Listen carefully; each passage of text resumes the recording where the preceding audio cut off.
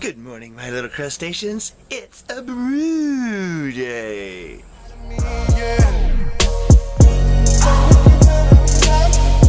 Well, good morning, guys. It is the Drunken One, and it is a Saturday morning. About 68 degrees, maybe. Here in wonderful Tejas. I am brewing a beer today, and I got a couple things to show you, or a thing to show you, I guess. Buddy of mine. Let's get on to the important stuff first. I'm brewing my good old friend. Nope, not the stout. The premium American lager. I got the recipe right over here, and we will give it a quick look. I've already started with my mash in. That's gonna be a 10-gallon batch. I know y'all have seen this same thing again. I apologize to y'all. I've been taking some videos, but I hadn't edited them yet, and so that's why y'all hadn't seen me since St. Patty's Day. I made it through alive though. Okay, so this one here is gonna be a clone of like MGD or Michelob, Heineken, Beck's. You know, it's kind of a open-ended kind of thing, but it tastes a little better.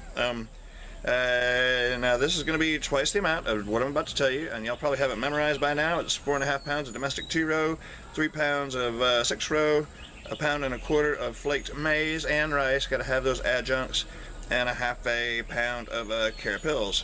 It's going to be, well, he changed the hops on me, but it calls for Hallertau at 1.75 at 5 minutes, and then the second drop is just a 1/4 ounce. If it turns out right, it's going to be a 4.46 beer. Super cheap to make. It's about $17.50, actually $17.70 if you're keeping track at the house. Alright, so that's the beer I'm doing. I have got the 1.25 quarts per pound, blah blah blah. It's already been run through the HLT back here and into the mash tun. Right now we are looking at soggy grains. I'm going to give them a stir and then wait the hour, and then we're going to just get the sparge on, move it on over to the brew kettle, boil kettle behind you. Okay, what was the other thing? The thing I got to show you. I put it here on wheels, that way I can move it around a little easier. The boilers are pretty loud when I do my brews, so I usually use like a little Bluetooth speaker, but you know, you can't hardly hear that thing. So what I got, and my buddy passed it to me. Check this out, boys. I don't know if you can see it so well. It is it's like a little practice amp. You know, like if you were a musician type, it's a little practice amp. Oh, pardon the helicopters. Yeah, that's probably the Life Flight one. That one. It doesn't sound choppy like the military ones. Anyway, and I was right. Hope they make it out all right. So anyway, this little practice amp that you can, you pop your iPod right on the top of it. I don't know if y'all can see it. I'll try to turn it in a little closer. So you can put your iPod like, ooh, wrong way. You think I get used to this after a while, huh? So you put your iPod right in there. It's got the male plug, and so you pop it right on there, and then you can control your iPod sound here. And then it's kind of meant, I guess, for like karaoke, in the sense that like you can have that playing. And then you can have an instrument that you can put in here, like guitar, keyboard, just whatever you can put into this 1/4-inch jack. And then a microphone, balanced or unbalanced, and so it's got like 3 tracks. And then, of course, it's got an output, and with the output, I run my little Bluetooth speaker that that I've had. So anyway, it's battery powered, which is awesome. Which means, whoa, you can see my nose hairs. It's battery powered, so it's awesome. It's supposed to run for 12 hours. Of course, it probably depends on how loud you play it and what kind of music you play. It probably wouldn't bass along for 12 hours loud, you know. But so my buddy, he put a brand new battery in it. It's like a one you might find in your kids' toys, one of those Power Wheels or something. It's an 8 amp hour battery, totally sealed and deep cycle, so you can run it down, charge it back up, and so yeah, that's what I got to play with today. So when the burners are burning, I can crank it up and still hear the music. Yeah, I think that's it for now. Yeah, we're just I'm gonna start the timer on the mash. You've seen wet grains before. I'd show you. So I'm just gonna stir them up real gently, so not to disturb my filter at the bottom, and yeah, we'll get on with the weight. We'll get on with the weight. Again, I apologize for not stopping in lately. I've been taking some video with my phone and with the camera here, but I just haven't had time to edit it. Usually it's we have rainy days every now and then. Well, we hadn't had a rainy day in a while, and so usually that's when I do my edits and try to send things out. But I will get some more stuff out for you here directly. They might be out of sequential order when it comes to when they come out. I meant to do a grain to glass on one of the beers that I did, and well, it's been so long I drank all the beer already. Imagine that. So anyway, yeah, I don't want to spoil anything, but I've done a couple of beers. Actually, one of them was like the biggest beer I've ever done. It's supposed to be right around a 10%. I won't spoil it, but it's a big beer. And yeah, I need to go back through and find out what I have recorded and what I've sent out. Anyway, enough with the blah, blah, blah. Let's get on with the brew day. Thanks for coming by, and I will see y'all in a little bit. All right, gang. It has been right about an hour. And so now we're going to do the Varlov. One day I'll learn how to pronounce that. All that means is really just setting the grain bed. So the grains obviously are in this thing here. I've got the tube that's coming out of the back of it. Hopefully I showed you the right angle. Anyway, so we are going to set the grain bed, which simply means just we're going to get some of the juice out and let the grain settle in around the bazooka tube, around the filter, which is just a stainless steel cylindrical shaped filter. Alright, so yeah, so we're going to get the first runnings with the cullet. Let me move the camera and try not to get burnt. And I'll show you what I got going here. So at first the water comes out, and then we get the beer, and so we're just going to try to rinse it, like keep moving the wort through until we don't see any grain particles in our samples. We're going to pour this right back into the mash, and then keep doing that again just till we to where the grains will act as a filter. So this is the color of it, and just because it's gravity, I'm able just to hold it up and it will stop because it's at the same level as the mash tun. Okay, so this is what we're looking like to begin with. You can see the particulate in there, and so we're just going to rinse it out a few times. Called Varlov, gently pouring it back into the top of the mash tun. Nothing fancy, nothing fancy. Our water is about up to temperature. It's at 180 over there, or on the other side of the pond it'd be like an 84. And so yeah, that's what I'm doing. I say we, that's what I'm doing. Sorry if the camera angle is kind of shoddy. So yeah, pretty busy last week, earlier this week actually, in that I got all my propane bottles filled, so now I got 4 propane bottles full, so we are ready to do some brewing now. So yeah, I'm gonna just keep going through this, and maybe 4 or 5 more times, or just whatever it takes to make it clear, and then we'll start the sparge, which means simply rinsing the grains with hotter water. So what will happen is this tube that is attached to the mash tun will go into the brew kettle, which you've seen before, and we'll slowly move the wort from the mash tun into the brew kettle, and I'll just slowly add hot water back into it, trying to retain a certain level, you know, just about 1 inch above the grain bed, and just let it flow till we get our volume. Okay, after rinsing it a few more times, this is what it come out looking like. You see if there's any, it's very little particulate in there. After thinking about it, I guess the best thing about it, or one of the good things, besides the fact that there's more beer in doing a 10-gallon batch, is that when you pour this back in there, it doesn't disturb the grain bed so much. There's just so many grains in there, even to a small beer like this. When I say small, because there's not a lot of grains to it, it doesn't disturb the grain bed, and so it sets pretty easy. I think I rinsed it out maybe 4 more times, and that's what she's looking like. So now, like I said, I'm going to move that hose that I was just working with into the brew kettle over here, and I will start rinsing the grains with the very, very hot water that's in that tank over yonder.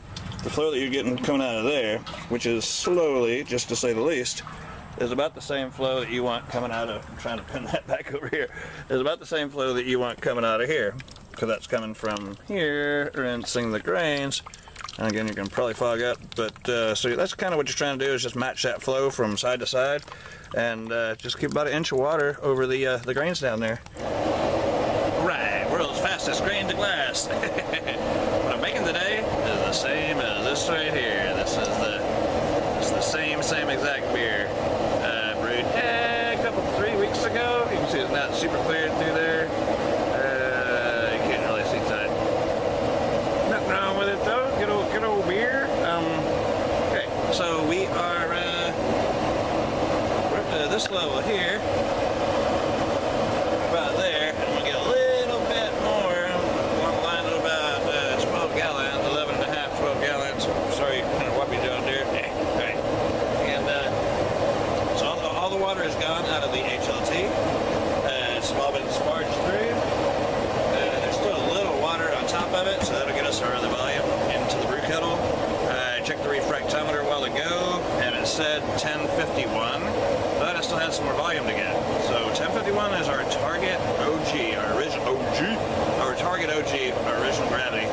But so like I said, it was a 1051, but I still needed more gravity or more volume. By boiling that down, I'll get my gravity back in. So that's where we're at. Gonna keep an eye on it now because almost to that hot break, and that's where we really got to pay attention. All right, cheers, guys. Actually, doesn't look too bad, does it? Looks all right. It looks all right. I don't use any finings. I don't use any Irish moss or gelatin or whatever. So it is what it is. Caveman style. What you see is what you get, and I don't do anything else to it really besides toss some yeast on it later to make it all work. Okay, boys, that I bring you along for the hot break. This is what happens. So, all the proteins and stuff want to come to the top before it starts the rolling boil. A couple ways to combat this is a really steady hand on the throttle. And although some people might not like the idea, sanitizer. Sanitizer. I guess you could just spray water into it, really, because it's going to be boiled anyway. So, get me some sanitizer here in my spray bottle. Mind the throttle. If the throttle doesn't work, then I will hit it with sanitizer. Right, let's get on through it. Fired it, as you can tell.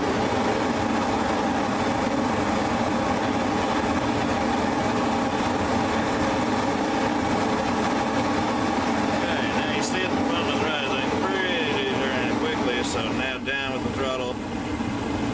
Ready with the sanitizer.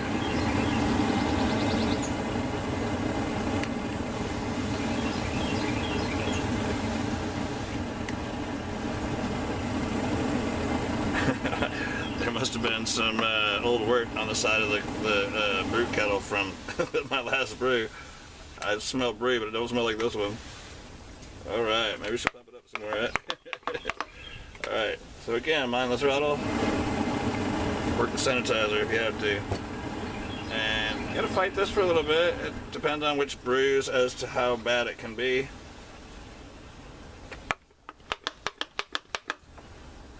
And just gotta make your way through it without turning off the flame. Not sure what that was. We ain't having no hitchhikers. Alright, you can't really see from that side. There is a lot of foam on the other side. Kind of just stir it on in. Some people actually take that foam out. I don't. Not that I'm lazy. I can't see that it really makes much of a difference. Then I just put out the flame. Alright. Give me just a second. I have to relight it. Obviously, with the flame off, it's not going to go anywhere. I can do this without blowing myself up this time. Easy enough. I lost arm hairs over that little procedure. Looks like another hitchhiker. Just might have been something that made it through the filter of the mash tun. Alright, let's give it some more fire. See if we got it combated. Might have maybe got there. Or not. Another hitchhiker again.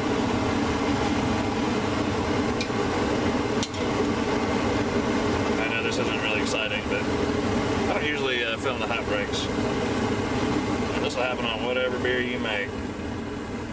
Some more than others.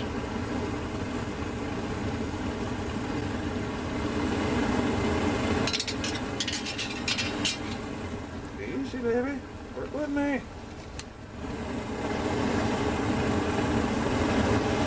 So anyway, after this is done, then it's 5 minutes boil. 5 minutes boil, and then we drop in the first hops. That's for bittering. That's to kind of counteract the very, very sweet wort. So the first ones are for bittering, the other ones later are for flavor and aroma. Fighting me for some reason. Be all that corn and rice in there, all my adjuncts, huh? Alright, let's get this licked.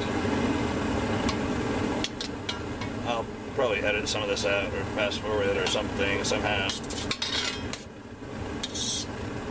Okay, it looks like we might have got it licked. just as fast as it comes up, it goes away, and that's a weird thing. Yeah, this is not the point in the game where you walk away from the kettle. Once this past this part, shoot, you're good to go. Wait your 5 minutes, drop the hops, go make you a sandwich or whatever. You know? Okay, I think we got it. Let's crank up the heat and find out. Still trying to climb out of there, isn't it?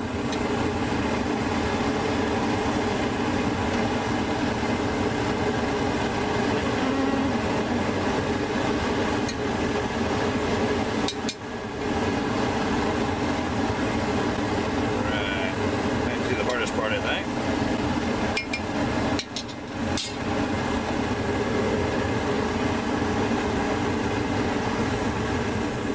Maybe. Alright, well, you get the idea anyway. I don't want to take up all your time. We're already 6 minutes into this little segment. You get the idea, and just gotta keep throttling it until it doesn't make a bunch of foam anymore. Looks like this one's gonna be difficult. Anyway, you get the idea. Alright, so it has been 5 minutes, and now we are supposed to been 1.75 of halitow. Well, he didn't have any halitow. What he did have is Mount Hood. He said the alpha acids are about the same. Said it's similar aromatic characteristics to the German halitow. At I said 4.6. So this is a double batch, so we're going to do 3.5. He actually sent me 2 of the Mount Hood and 2 of the Liberty. So we're going to dump 3.5 or 2 of the Mount Hood in there, and then half of a Liberty. I guess he would run out of stuff, I don't know. So that's what we're doing. It's going to give it the bitter to counteract the sweetness of the wort. Like rabbit pellets, huh? I don't know if you've ever seen those things before. There's a little sample of them. They look like rabbit food. And that is also something that can make your make it boil over. So take your time with these things, especially with a very full kettle. Oh, it smells wonderful already. It smelled like oatmeal before. It's starting to smell like beer now. There's lots of adjuncts in there.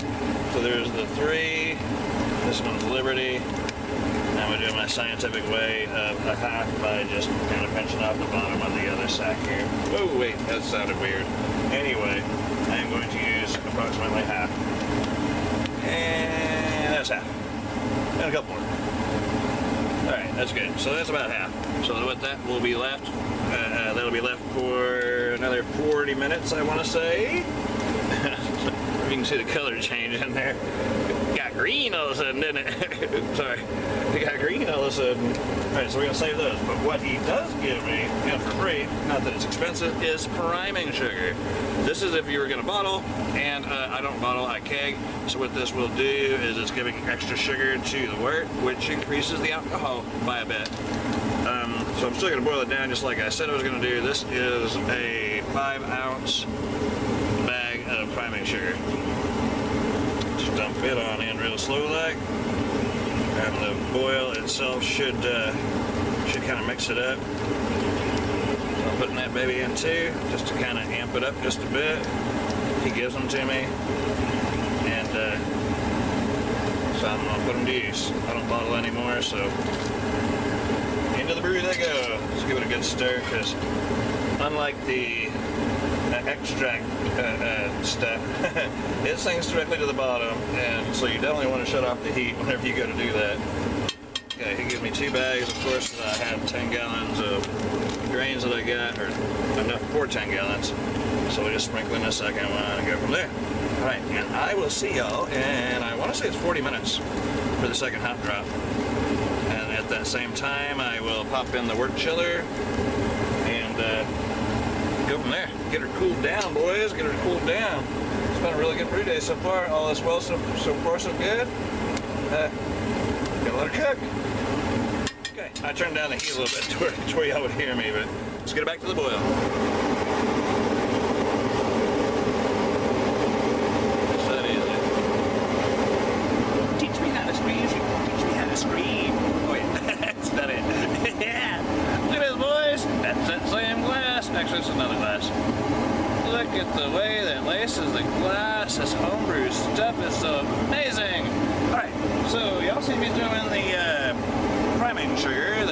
powdery, sugary stuff.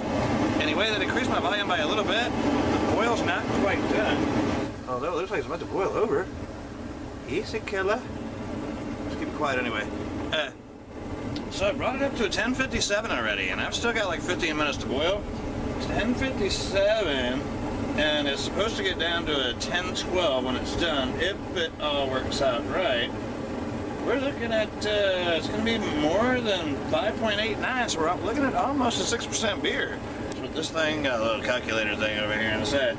So it says it's supposed to get down to 10:12. We're starting at 10:57 so far. Like I said, I still got to boil on it. I still got to boil some more, which is going to make it even higher. But, yay, we're making our 6% beer today by the looks of it, boys. All is well, all is well. Like I said, we got a few more minutes left. We have 7 more minutes left. And I'm going to drop the other hops. I probably won't show you. And pop in the coil there, the heat exchanger, to get it all cooled down. And so I need to move the camera. That's why I'm doing this part now. I need to move the camera because the hoses come right through where you're at. And so, yeah, well, catch up with you later. I'll get it cooled down, drop the other hops, the other ½ ounce of the Liberty, and then get her cooled down, and I'll show you it going into a bucket, and we'll get a final gravity on the whole thing. It's been a good day so far, so good. And, yeah. All is well. I think I'm going to use this bucket. I'm going to clean off the top because it's kind of gross, and clean out the inside, obviously, sanitize it. And that's going to be one of the firm buckets for this batch, and I need to find one more. I think there's one in the house.